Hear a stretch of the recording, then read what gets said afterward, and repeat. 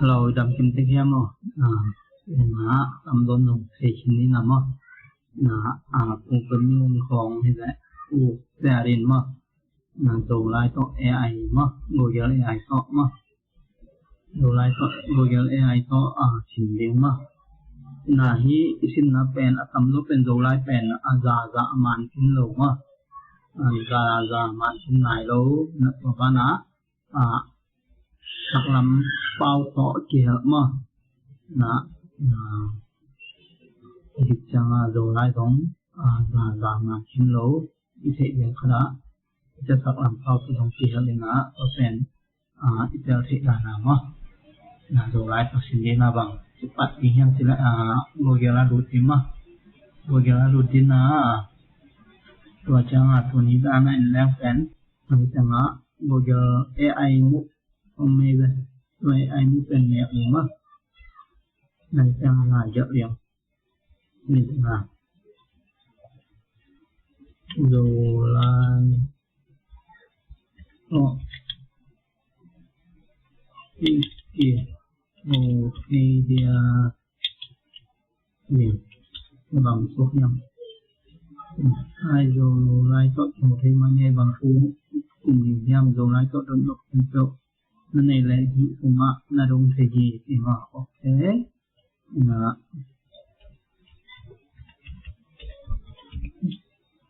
programming làm nhưng DASIC is it fun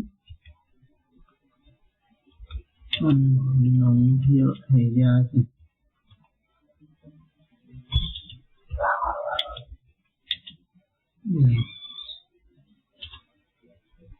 này ông xin phạt nám ở điểm này ra làm nữa thì lại đến amount lesson đi có dỡ nhận được không kia mà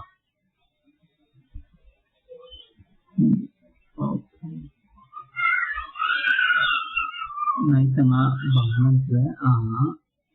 vẫn là đi làm một chuyện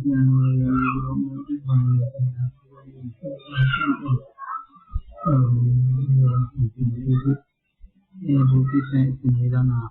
variable data type si dana mah conditional si dana entah mah na pernah di program sel na si program Python itu dia berfungsi itu asin na di mun senang game mah dana jadi na coba tu Python saya lo si pan ini dana ya na any sin of n then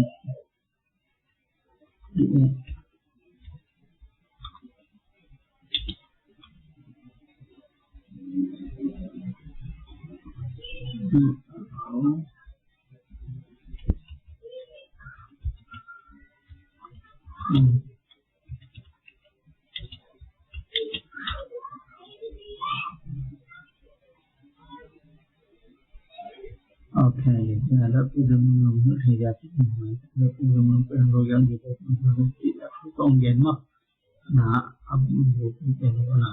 nahที่เป็นไอ้ด้านหนาลงได้มากทำให้ตัวนี้จะหาด้านหนาเยอะมากโดยไม่ด้านหลังเป็นด้านหนาเราโยเล่นมากเป็นด้านหนาแค่เรื่องเพลงที่เราทำ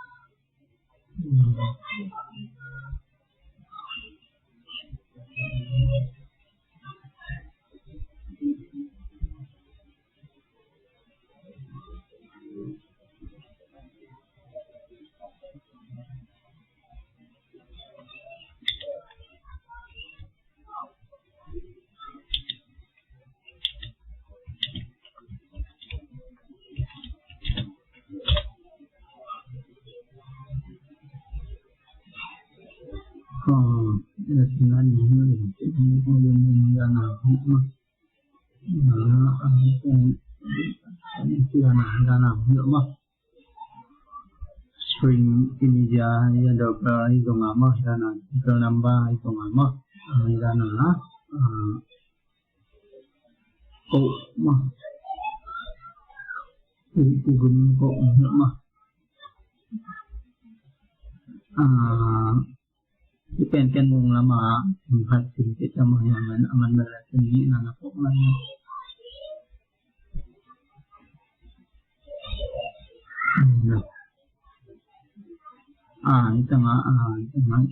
itu nanti poknya lah yang ingin kita semua yang mau kapan dia kita naik dong ini oleh semua dong di sana untuk terima nah hiện tại là rani cái có giờ đến giờ nó bây giờ mà nó sẽ sai đi là sai cọ chấm mà cái mà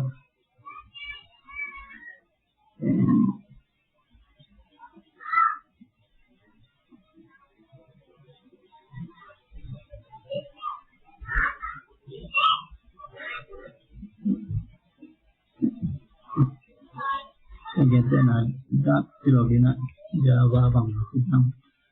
sebenarnya pernah agak nak dolar kan semua dan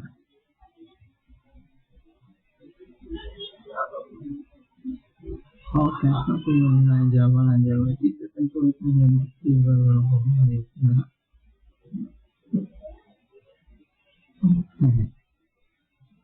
ini dah nampak semua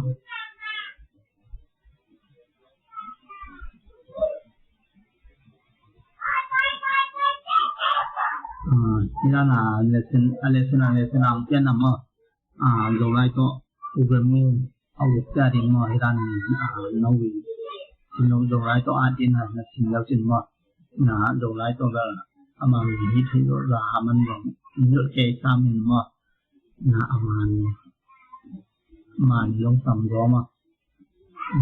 mà cái là giống làm sao tôi dùng không ông gồm tiền mà này ra thì nó programming đồ lại có rồi giờ AI một sinh thế kết quả phần nội dung gen nhanh mà nó itu nggak mau lesson dalam sesuatu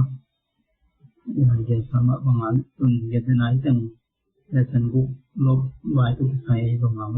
katanya itu dia yang example kok mau irana nak saya tengah amanung gen mau saya analis tengah rồi tên như thường quảng lại là phù hợp lắm là các phương tiện bởi in là gì rõ lệ ổ như là ông khá in thì em phải đi nhau thì hiện tại này từng rồi tên mình mà phải là gì một ít này từng phần đồng copy để làm mà copy đi này từng thế là đèn lắm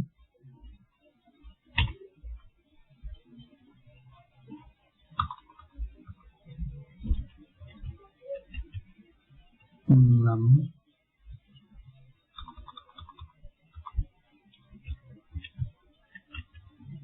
tình lắm thì nhận là ai muốn hạt không mắng nhợ liền như con này như mắng nhợ liền ai dùng đây chẳng hạn via and algorithm khari là tôi là basen khale tin ngak mo na siya tengah main exercise pen koneksian di layan aku kok saya hebe din tinaneng ko ya ina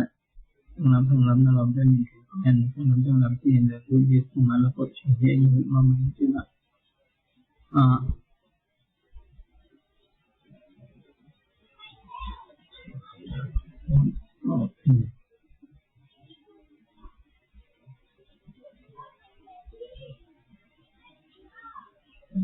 chẳng hạn vậy mà đề ra thì là này cho mình gặp cái ai là còn lần quân hiện người mặt chỗ đấy chẳng hạn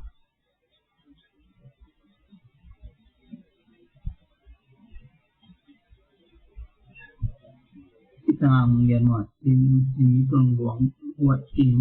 ya tahu mak komentarnya kena ini kan posisinya dan nambang yang kena iko mamang ni hati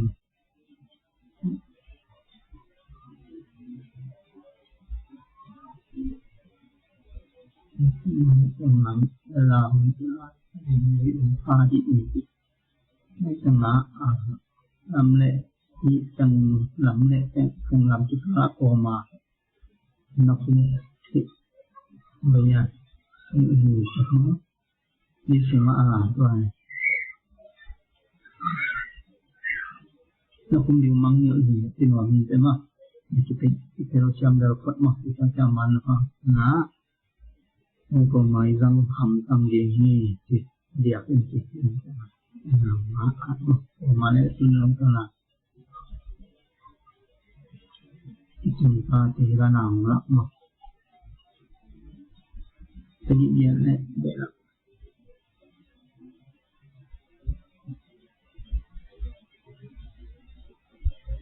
i man lo na te mo isa na te long ita nga maong lak manong lak mo na programming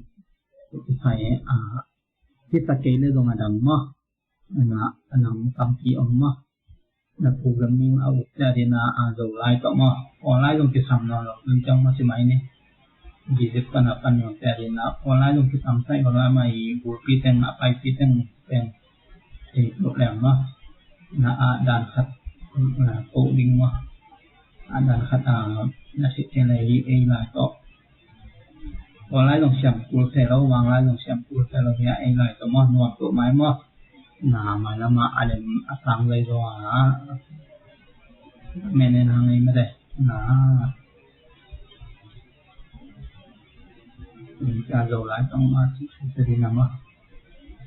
thì là vì đường khâu nó khá nét và nên là có bao từng bao nghe dịch non cái nên lại ở bằng cái nó cố sự nên là đi ngại chỉ nó thả đã bị từ nè là chúng muốn ta đi là đồ lại có nó xin vô nên là